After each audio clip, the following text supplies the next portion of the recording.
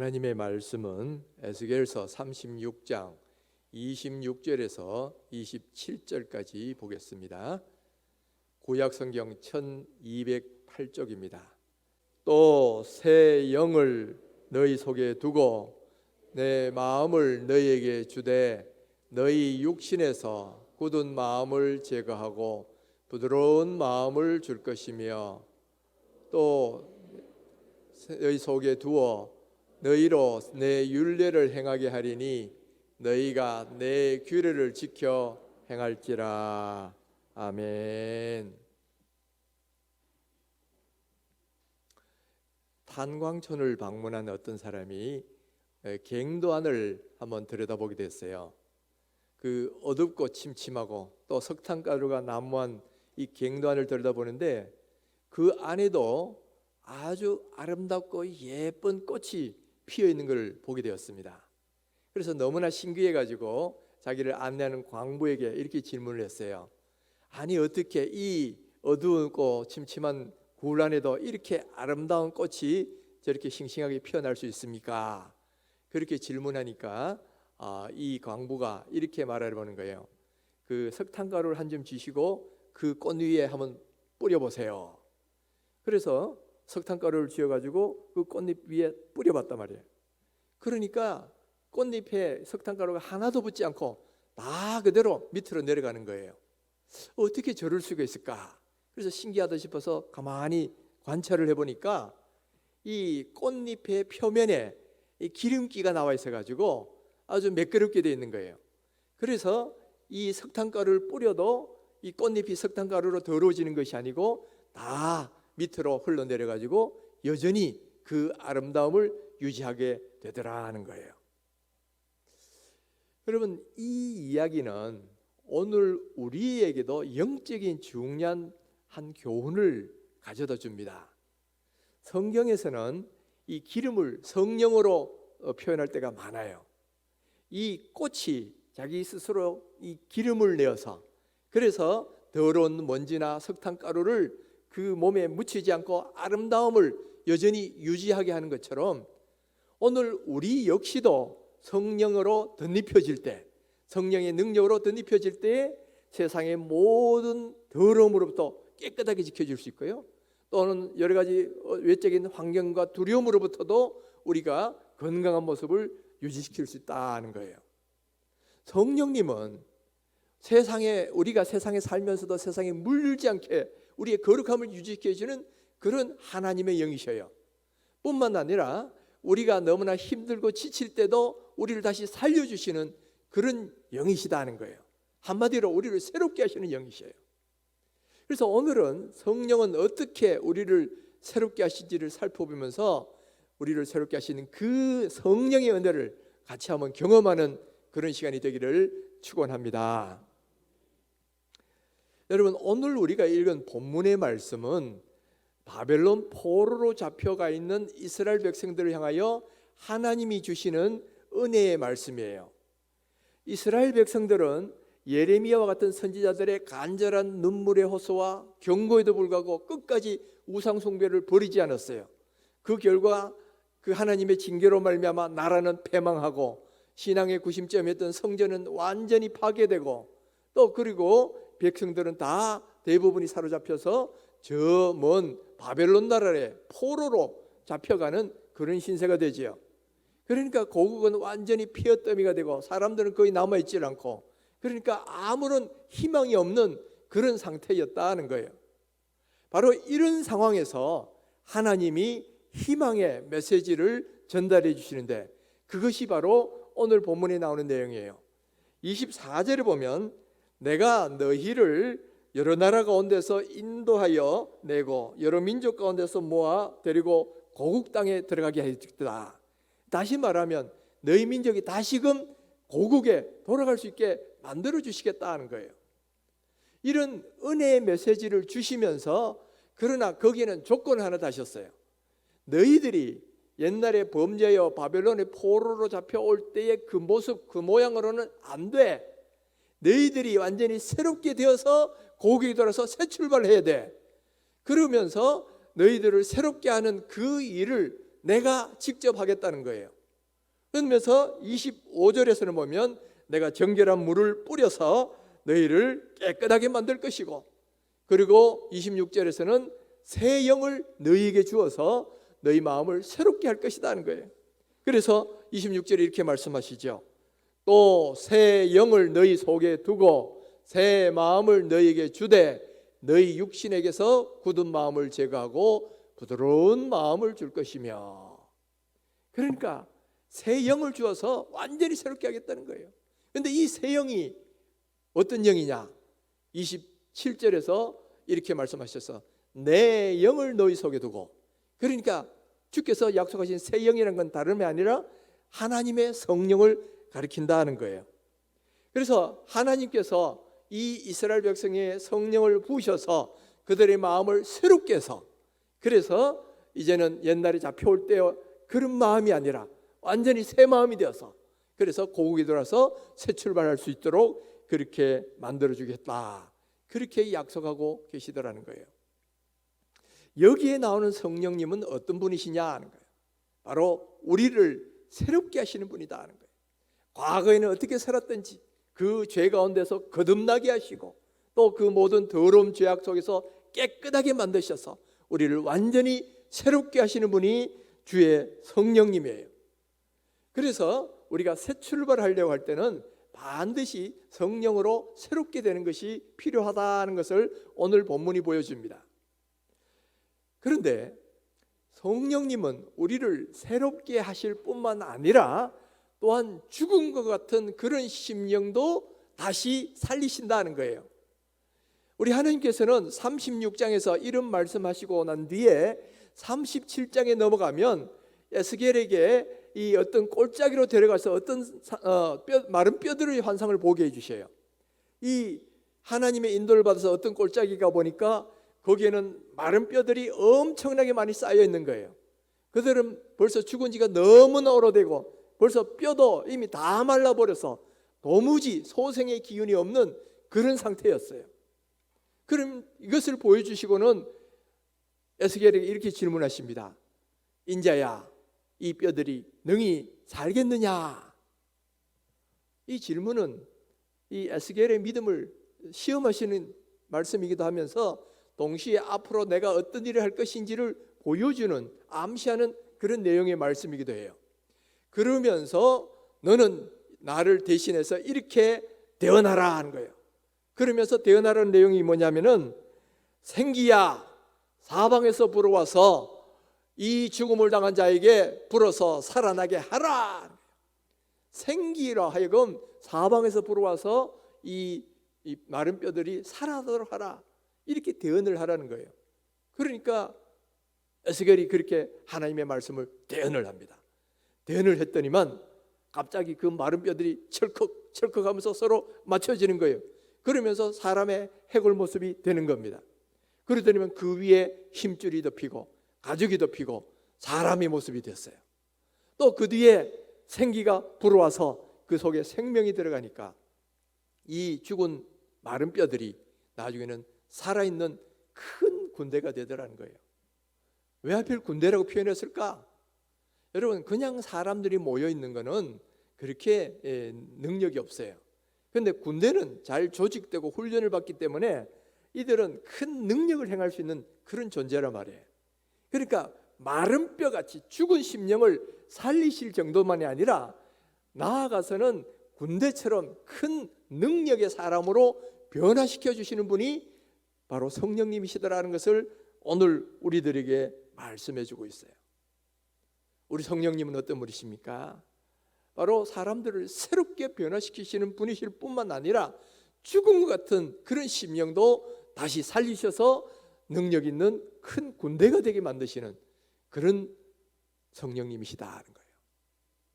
바로 이 사실을 잘 보여준 내용이 어디 나오냐면은 예수님의 12 제자들에게 나타나요. 예수님의 12 제자들은 예수님과 함께 3년을 같이 다니면서 훈련을 받았습니다. 같이 먹고 같이 자고 하면서 직접 말씀을 배우기도 하고 또 같이 사역을 하기도 하고 또 예수님 하신 일들을 보기도 했어요. 그러나 그들도 연약한 인간인지라 예수님이 십자가에 돌아가실 때 다 두려움에 빠져가지고 다 도망가 버려요. 그들은 완전히 실패한 사람이 되었어요. 그래서 예수님이 십자가에 돌아가시니까 그들은 실망과 좌절에 빠지는 거예요. 그리고는 그들의 영은 죽은 상태처럼, 죽은 사람처럼 그렇게 변해버렸어요. 그래서 사람들이 두려워가지고 함부로 대낮에 나다니지도 못하고 이렇게 은밀히 밤에 자기들끼리 따로 모이고 숨어있는 그런 사람이 되더라 하는 거죠. 완전히 마른 뼈 같은 사람들이었어요. 그랬을 때에 부활하신 예수님이 그들 가운데 나타나셔요. 그리고 그들에게 평안을 전합니다. 너희에게 평안이 있을지어다.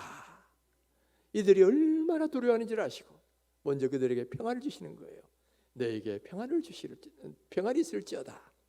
아마 얼마나 큰 위로를 받았겠습니까? 두려운 가운데 예수님이 부활하셔서 평안을 말씀하시니까. 뿐만 아니라 그 뒤에 12 제자들이 또 갈릴리 바다에 고기 잡으러 갈 때는 거기에 다시 나타나셨어요. 그리고는 그들에게 떡과 생선들을 주시면서 함께 나누시고 그들을 위로하고 격려해 주셔요. 특별히 베드로에게는 내가 나를 사랑하느냐라는 질문을 3번이나 하시면서 3번이나 예수님을 부인했던 그 베드로의 상처를 치유해 주시는 거예요. 그래서 이 갈릴리 바다에서 이 처음 만나서 그들을 부르셨을 때 했던 그대로 그 모습을 재현하시면서 그들의 상처를 치유해 주시고 그들을 위로해 주시고 격려해 주셨어요. 그래서 제자들은 그 마음에 많은 위로를 듣고 또 상처의 치유도 받았죠. 그러나 이걸로는 부족한 거예요. 이것만으로는 다 된 게 아니야. 더 필요한 게 있는데 그것은 뭐냐면은 성령의 능력을 덧입는 거예요. 그래서 예수님께서는 승천하시면서 제자들에게 이렇게 당부합니다.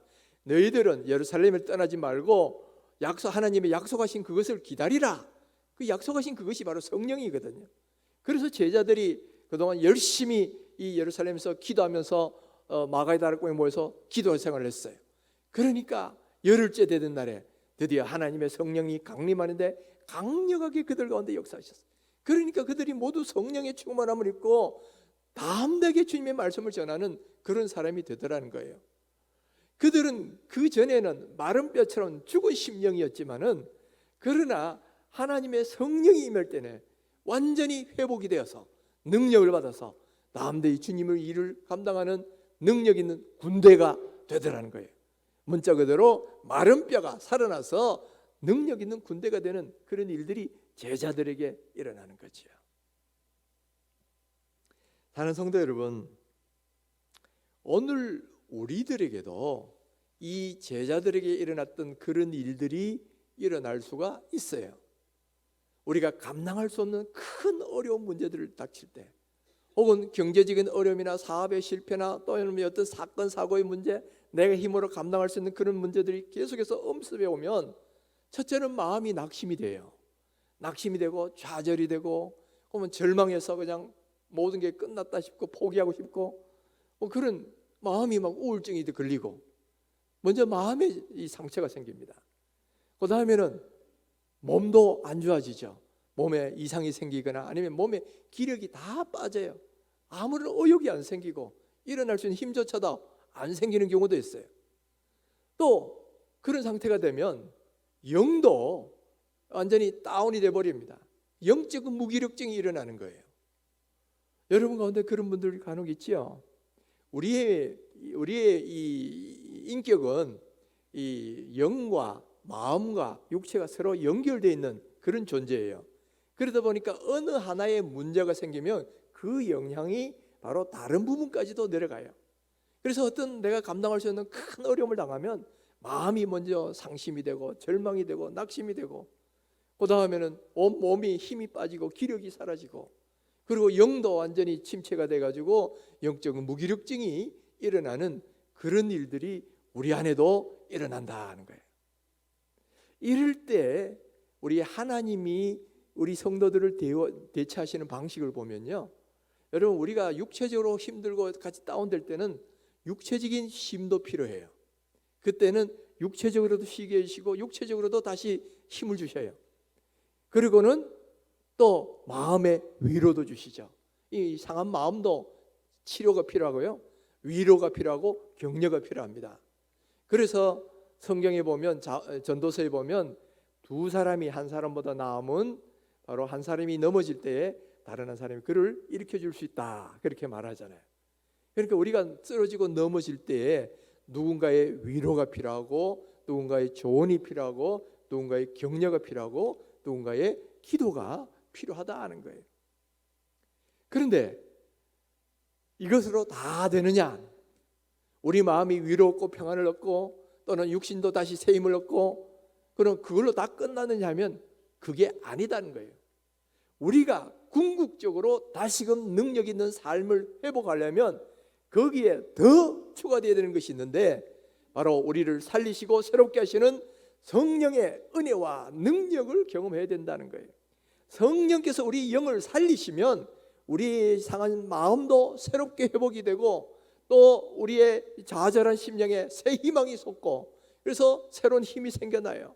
그리고 동시에 우리의 육체도 새 힘을 얻게 된다는 거예요. 그렇기 때문에 이런 어려움과 절망 속에 있을 때, 우리의 심령이 마른 뼈처럼 죽은 것처럼 되어 있을 때에 꼭 필요한 것이 뭐냐? 우리를 새롭게 하시는 성령의 은혜, 우리를 살리시는 성령의 능력을 경험을 해야 된다는 거죠.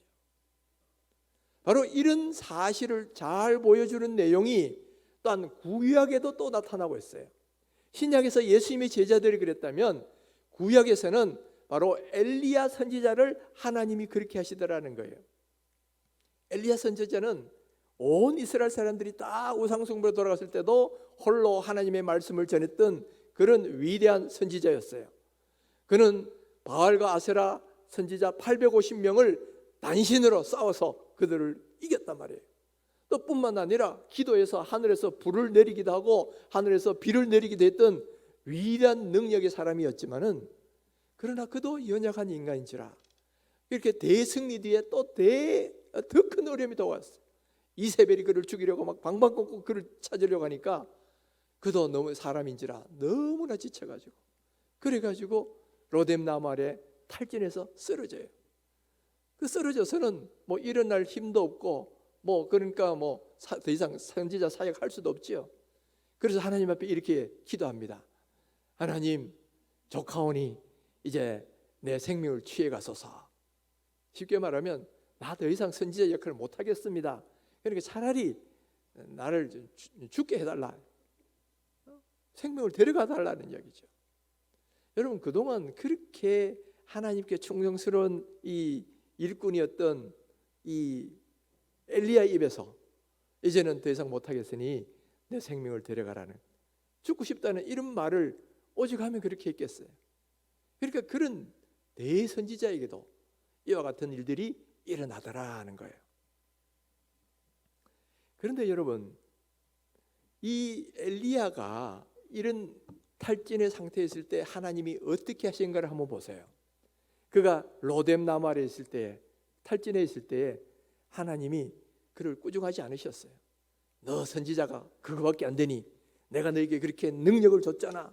그런데도 그거밖에 못하니 내가 참 실망했다, 이렇게 책망하신 것이 아니고요, 오히려 천사를 보내서 그를 어루만져 주셨다는 거예요. 어루만져 주셨다는 것은 그를 위로해 주고 격려해 주셨다는 거예요. 너 얼마나 힘드니, 다시 힘내야지. 그러면서 물과 떡을 주시는 거예요. 그러니까 이 엘리야가 물과 떡을 먹고 푹 자는 거예요. 또 일어나서 또 물과 떡을 먹고 또 푹 자고, 그렇게 해서 육신이 다시 한번 재충전이 되게 하시고, 이 마음의 상한 심령도 위로해 주셨고요, 또 탈진해 있는 지쳐있는 육신도 쉼과 안식을 통해서 다시 재충전하도록 해주셨죠. 그러나 이걸로 끝이 아니에요. 그 다음 단계, 더 중요한 단계가 남아있다는 거예요. 바로 너는 이제부터 그 힘을 의지해서 하나님의 산 호렙산으로 가라 하는 거예요. 이 호렙산은 옛날 모세가 하나님을 처음 만난 장소였어요. 바로 그 하나님의 산 호렙을 가서 하나님을 만나라 하는 거예요. 그래서 이 엘리야가 40일 40야를 걸어서 드디어 호렙산에 갑니다. 그리고 거기서 하나님을 만나요. 세미한 음성 가운데서 나타나시는 그 하나님을 만나요. 그러면서 거기서 영적으로 재충전을 받습니다. 그러고 나서는 다시금 하나님의 이 선지자로 그 사역을 감당하기 위해 세계를 떠나게 되지요. 바로 마른 뼈와 같은 그 심령을 다시금 살리시는 하나님의 은혜가 바로 이 엘리야에게도 그대로 나타나지요. 거기 방식을 보시면 먼저는 육신적으로도 힘 주시고 격려해 주시죠. 또 마음으로도 위로해 주시고 또 격려해 주셔요. 그러나 그것으로 충분한 것이 아니라 성령의 은혜를 주셔서 그의 영이 살아나서, 영이 살아나면 마음에도 담대해지고요, 몸에도 다시 힘이 솟는 거예요. 그래서 영을, 하나님의 새 영을 부어주셔서 그로 하여금 다시금 능력 있는 사역자가 되게 만들으시다라는 거예요. 이것도 바로 마른 뼈로 변해서 큰 군대가 되는 바로 그런 은혜를 이 엘리야에게도 보여주셨죠. 바로 그런 하나님이 오늘 우리들에게도 동일하게 역사하시는 줄 믿습니다. 저 개인적으로도 보면 과거에 바로 엘리야를 살리셨던 그런 은혜를 경험한 적이 있어요. 제가 몇 번 간증을 했지만은 제가 23년 전에 이렇게 1년간 미국에 유학 생활을 할 때가 있었어요. 그때는 가족들이 함께 가지 못하고 저 혼자만 갈 수밖에 없었는데, 혼자 생활하니까 참 마음도 힘들고 몸도 지치고, 그러니까 영도 안 좋은 거예요. 영적 생활조차도 침체돼 버리고, 그리고 이제 돌아올 때가 다 이제 몇 달밖에 안 남았는데도 한 일도 없고, 그러니까 마음도 지치고, 그래서 막 그냥 주눅이 들어 있는데 남은 두어 달 뭐 어떻게 할까 생각하다가 그래 여행이나 좀 하자. 그래가지고 유학생 한 사람하고 둘이 자동차를 몰고 남쪽으로 쭉 여행을 다니게 되었어요. 그러다가 한국에서 잘 알던 제 선배가 어떤 지역에 머물고 있었는데 그 집에 가서 하룻밤을 유숙하게 됐지요. 근데 이분들이 기도하는 가운데 내가 영육간에 참 지쳤다는 것을 하나님 알게 해주시고 오면 편하게 쉬라고 그렇게 하라고 하셨대요. 그러니까 제가 가니까 그냥 잘 먹게 해주시고 잘 쉬도록 막 격려해주고 막 그러더라고요. 그러면서 다시 이제 여행을 떠나게 될 때 이렇게 말하는 거예요. 다시 돌아가면 3일 동안 금식 기도하면서 하나님과 다시 찾으라 하는 거예요. 하나님이 어쩌면 하나님의 종으로 부르실 수도 있다. 그래서 제가 여행을 돌아와서 3일간 금식 기도하면서 하나님을 찾았죠. 그래서 모든 죄를 회개하고 하나님을 열심히 찾고 그러니까 하나님이 저에게 큰 은혜 부어주셨어요. 그 3일간 모든 죄를 회개하면서 깊은 은혜 가운데 들어가니까 그야말로 제 영이 살아나고 그 마음의 상한 심령도 회복이 되고 몸도 다시 회복이 되는 거예요. 그러면서 하나님이 저를 다시 한번 목회자로 부르시고 너 돌아가면 이제 목회자에게 가라.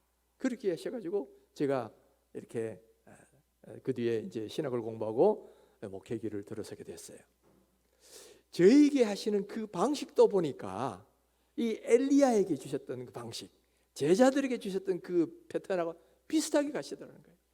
사람이 어떤 문제에 지치면 마음으로도 지치고요, 몸도 지치고 영적으로도 아주 무기력해지고 이런 현상이 일어나는데 바로 그때에 먼저는 몸의 안식을 주시고요, 마음의 격려를 주셔요.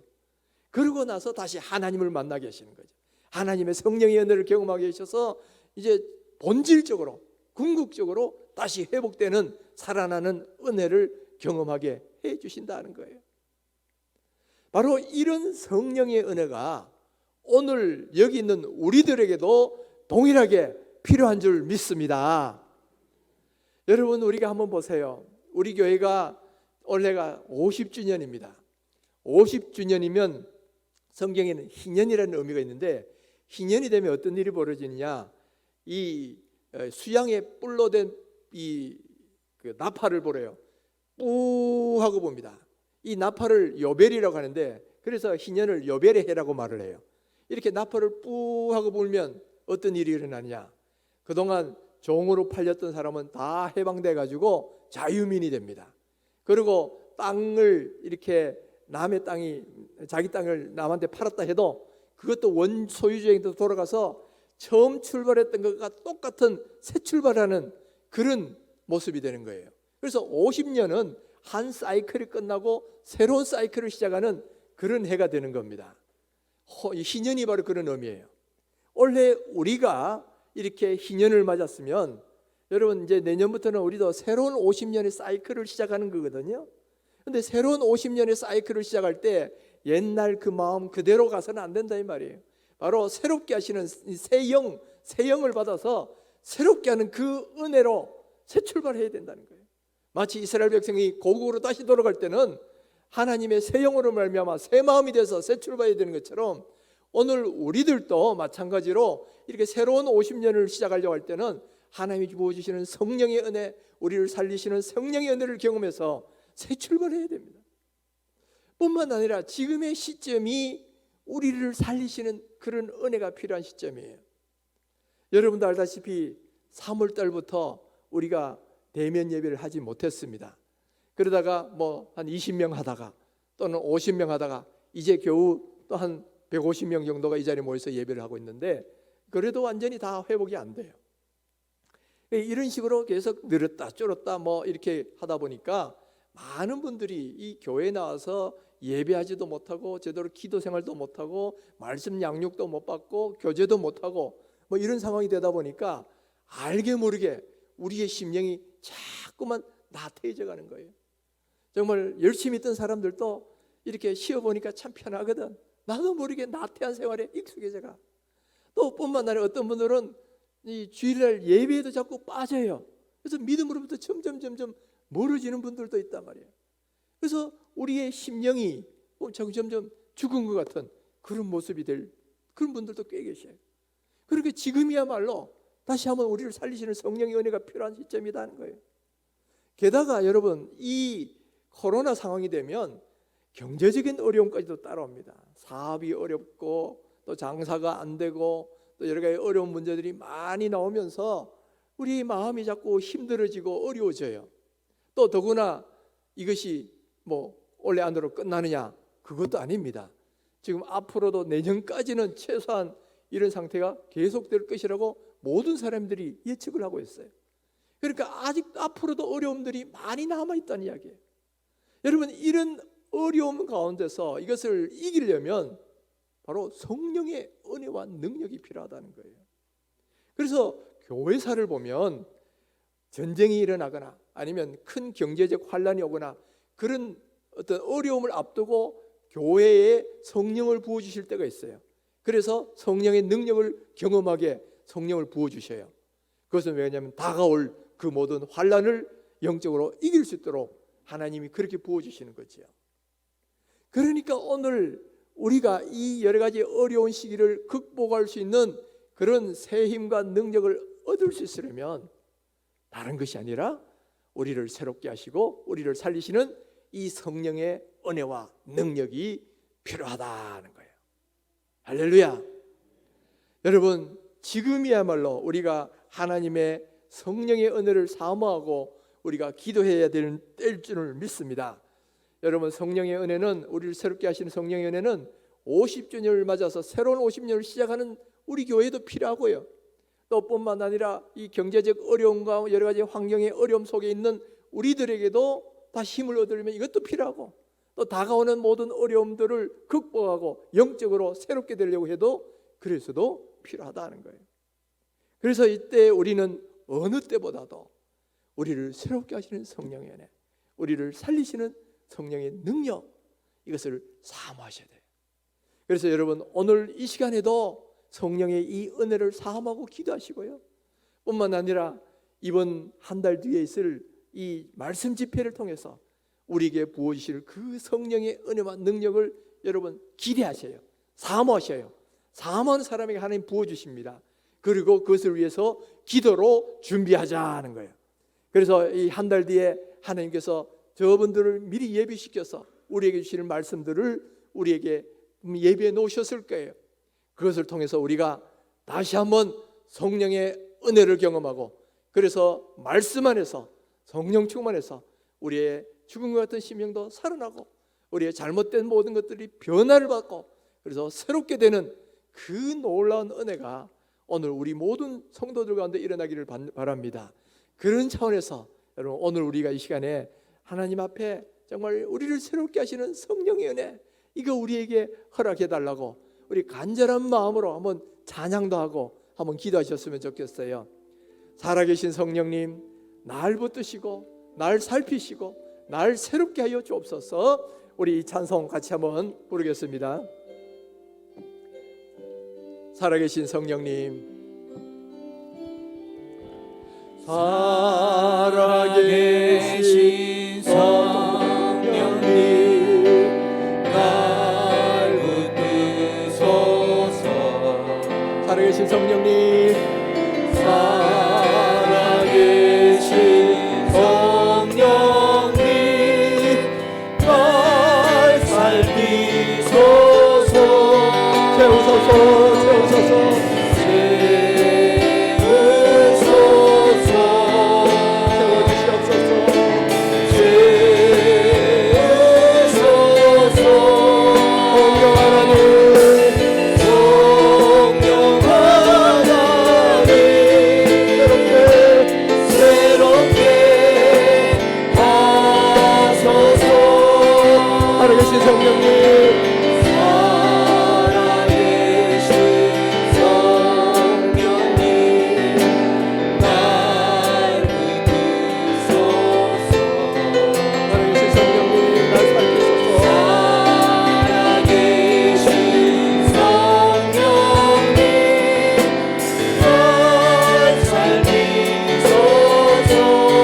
고치소서, 고치소서.